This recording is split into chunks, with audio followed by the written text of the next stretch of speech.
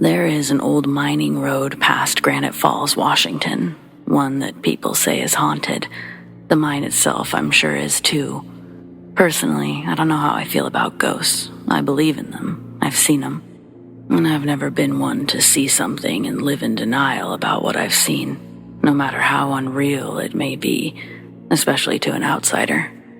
You ever try to tell someone about your genuine experience and they unintentionally make you feel insane? Well, it happens. One time too many, so now I reserve my stories for people who at least have a desire to hear them. A skeptic is a lot more open-minded than a non-believer, that's for sure. Anyway, saying I don't know how I feel about them, what are they exactly? Like the man I've seen on this road. He's a disappearing act.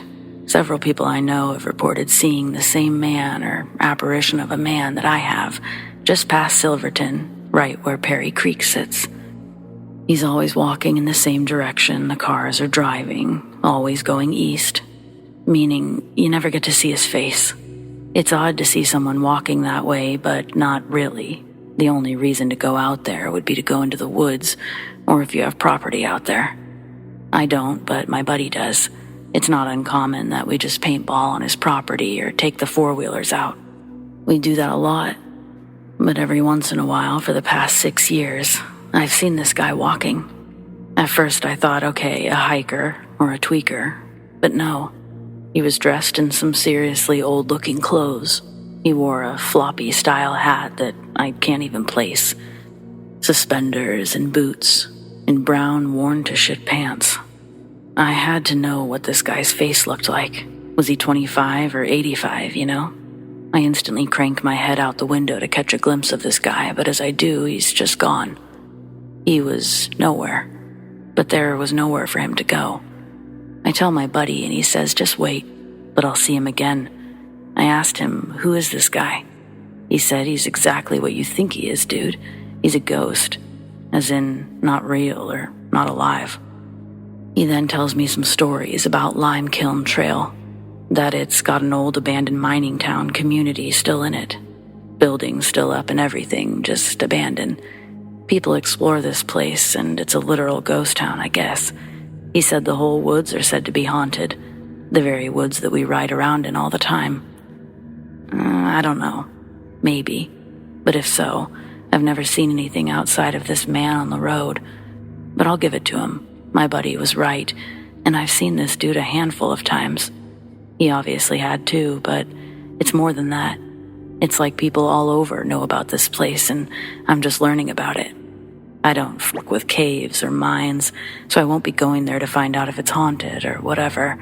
But I will say, the man on the road, he's a ghost. Each time was the same experience, almost. You'd pass him, and even if you didn't take your eyes off the man, he was gone the moment you actually passed him. One time I tried to drive slowly to see if I could holler at a ghost. Maybe they need a ride or something too, you know? He didn't react when I called out, but I slowly just kind of drove behind him. That's probably the time that I got the best look at his clothes. But regardless how long I drove like that behind him, he didn't react or behave any differently. Didn't respond to my calls, and eventually I just had to pass the guy. And of course when I did, he disappeared. I think the scariest time was the last time, which was at night. I'd never really seen him during the night, maybe towards sunset, but I almost missed him entirely, which is what scared me so bad. The road is not one that you want to be walking down regardless, but at night, it's just idiotic. There's no streetlights, it's not heavily inhabited, and people like me drive fast down this road. I got to Perry Creek and wasn't thinking about the ghost at all, until something jetted in front of my truck. So quick that by the time I hit the brakes, it felt like it happened minutes ago, not seconds. I started driving slowly, looking around for just about anything, and I saw the man. Caught him at the edge of my headlights. He was back on the normal side of the road, headed in the same direction he always was. I don't know what came over me, but I remember actually yelling out my window, "You need to be more careful." Yeah, I had a good laugh about that one too. Couple of things, though, I still can't quite figure out. Why do I only see this guy when I'm heading east, but not west? Like, why is it that no one has yet to see his face?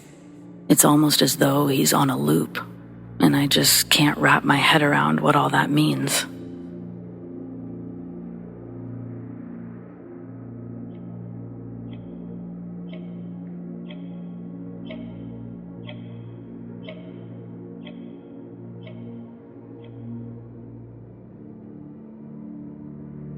As it turns out, my mom, dad, and cousin each have a story that takes place on the same patch of road in Mexico.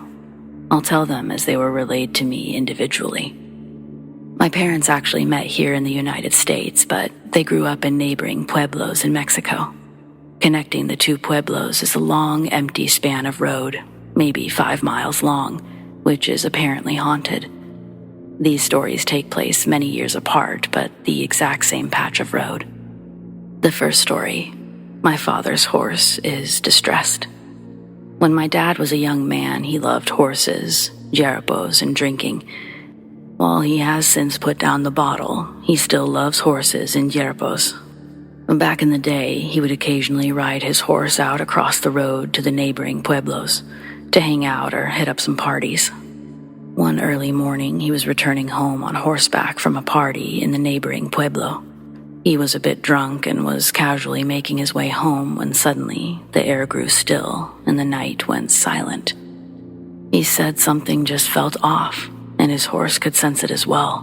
My dad says that you can always tell what a horse is focusing on by looking at their ears, and in this case, my dad's horse's ears were perked up stiff and focusing at the empty field beside them. Thinking that there might be some sort of animal stalking them, my dad looked around, but the fields beside them were empty, and there weren't any bushes or things for an animal to hide behind. Suddenly, the air went cold, and my dad felt goosebumps on the back of his neck, almost as if something was right behind him. That's when my dad's horse couldn't take it anymore and took off running for its life. My dad held on tightly and tried several times to bring the horse to a stop, but it was dead set on getting the hell away from whatever they had just encountered. Eventually, they finally reached their pueblo, and the horse calmed down and came to a stop. Never before or after had the horse behaved that way. This left my dad shook up. Needless to say, he was sober by the time he reached home. This next one, my cousin's passenger. My cousin is a few years older than me, so this story takes place many years after my dad's. One late night, my cousin was driving my uncle's pickup truck. He didn't make any mention of where he was heading or in which direction, but he said he was making his way across the same stretch of road. He said that he was driving along and all seemed very calm when suddenly he felt a presence in the vehicle. This pickup truck is one of those older two-door pickup trucks, which have a single long bench-style seat for the driver and passenger. My cousin says he felt the passenger side of the seat sink in, as if someone suddenly took a seat beside him. He said that experience scared him stiff and had him so shook up that he was cold sweating and crying. He was thinking that might be the moment he was going to die. Instinctually, he dared not turn around to face whatever it was sitting beside him, but the presence was so real and he could even make out some sort of silhouette there beside him through his peripheral vision. After a couple miles of panic and sobbing, he eventually reached the neighboring pueblo, and the presence gradually faded away. He made it home safe, but the experience has scarred him. Now for the last one. My mom and cousin spot a hitchhiker. This last one is short, and it actually took place a couple of years ago. This happened to my cousin from the previous story and my mom. A couple of years ago, my mom went to Mexico to hang with family. Her return flight home was in the early morning, so my aunt had my cousin drive her to the airport. Along the way, on that same patch of road, they spotted a man hitchhiking on the side of the road. This was a very strange sight, as not many people hitchhike along that road. Much less early in the morning before the sun's even out. As you might deduce from the last couple of stories, land around the road is largely empty. There's not really any good reason to be out there at that time. Jokingly, my cousin suggested that they pick him up. They nervously laughed it off in the car and drove past the man. As they continued along, however, They swore they could hear someone whistling at them from out in the empty fields. This made them very nervous, and they wondered if the man, whatever he was following them. Eventually, they reached the neighboring pueblo, where they also swore they spotted him standing just outside the entrance.